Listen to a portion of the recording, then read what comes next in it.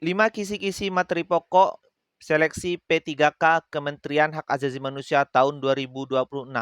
Lengkap semua pilihan jabatan. Pertama, jabatan analis sumber daya manusia aparatur ahli pertama. Materi pokoknya kemampuan umum. 1. Undang-Undang Nomor 20 Tahun 2023 tentang aparatur sipil negara atau ASN. 2. Peraturan Pemerintah Nomor 11 Tahun 2017 tentang manajemen pegawai negeri sipil. 3.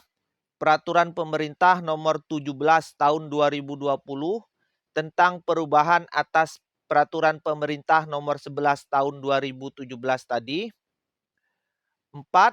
Peraturan Pemerintah Nomor 49 Tahun 2018 tentang manajemen pegawai pemerintah dengan perjanjian kerja atau manajemen P3K.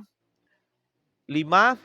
Peraturan Menteri Pendayagunaan Aparatur Negara dan Reformasi Birokrasi Nomor 1 Tahun 2023 tentang jabatan fungsional. Selain itu, materi pokok untuk kemampuan khususnya, yang pertama, jabatan fungsional analis sumber daya manusia aparatur. Yang kedua, penyusunan dan penetapan kebutuhan ASN. Yang ketiga, pengadaan ASN. Yang keempat, pangkat dan jabatan ASN. Yang kelima, pengembangan karir ASN. 6. Pola karir ASN. 7.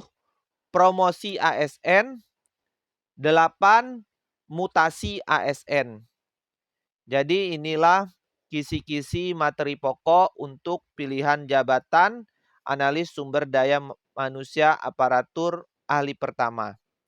Selanjutnya, untuk pilihan jabatan apoteker ahli pertama, kemampuan umumnya yang pertama, Undang-Undang Nomor 17 Tahun 2023 tentang kesehatan. Yang kedua, Keputusan Menteri Kesehatan Nomor 13 Tahun 2023 tentang standar profesi apoteker. 3. Peraturan Menteri Kesehatan Nomor 72 Tahun 2016 tentang standar pelayanan kefarmasian di rumah sakit. 4.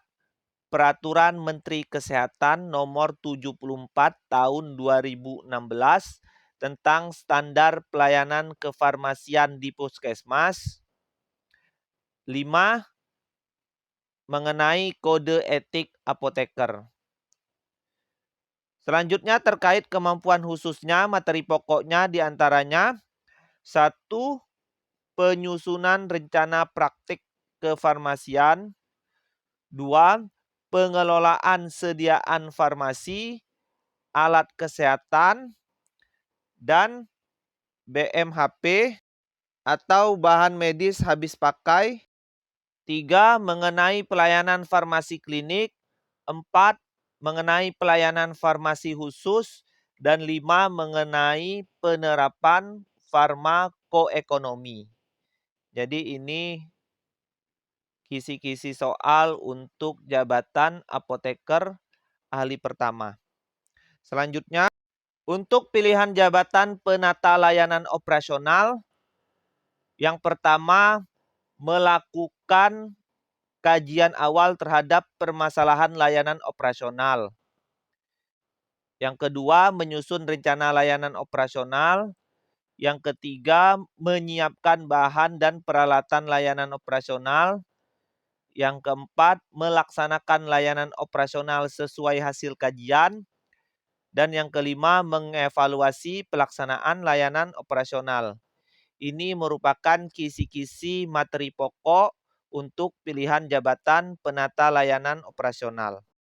Jadi bisa belajar fokus kepada kisi-kisi materi ini. Selanjutnya, untuk pilihan jabatan perencana ahli pertama. Kemampuan umumnya yaitu teknis perencanaan pembangunan tingkat dasar.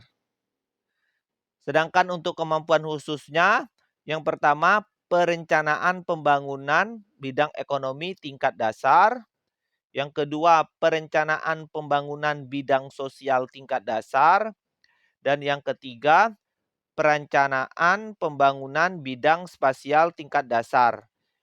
Kisi-kisi materi pokok ini untuk formasi perencana ahli pertama. Selanjutnya, untuk jabatan pengelola layanan operasional. Kisi-kisinya diantaranya sebagai berikut. Yang pertama, menyusun rencana kebutuhan peralatan operasional. 2. Menyusun jadwal penggunaan peralatan dan layanan operasional. Ketiga, memelihara dan merawat peralatan operasional sesuai dengan prosedur-prosedur. 4. Mengoperasikan peralatan operasional. 5. Memperbaiki peralatan operasional sesuai dengan prosedur. Ini untuk kisi-kisi materi pokok pengelola layanan operasional. Selanjutnya, untuk memperdalam atau bertanya mengenai seputar kisi-kisi materi pokok seleksi pegawai pemerintah dengan perjanjian kerja Kementerian Hak Asasi Manusia ini, dapat komentar di kolom komentar. Jika ada pertanyaan ataupun ingin materi yang lebih dalam, dapat menyampaikan email di kolom komentar untuk di-share. Dengan menyebutkan kisi-kisi materi pokok apa yang ingin didalami. Untuk informasi lengkap mengenai pengumuman penerimaan P3K tahun 2026 Kementerian Hak Asasi Manusia dapat dilihat di video sebelumnya dengan judul Dibuka Penerimaan P3K Kementerian HAM. Di situ admin sampaikan secara lengkap pengumuman penerimaan P3K Kementerian Hak Asasi Manusia. Selanjutnya, untuk format surat lamaran dan surat pernyataan, bagi yang berminat mengikutinya dapat melihat di video selanjutnya dengan judul Surat Lamaran P3K Kemenham. Demikian, semoga bermanfaat. Like dan subscribe video ini.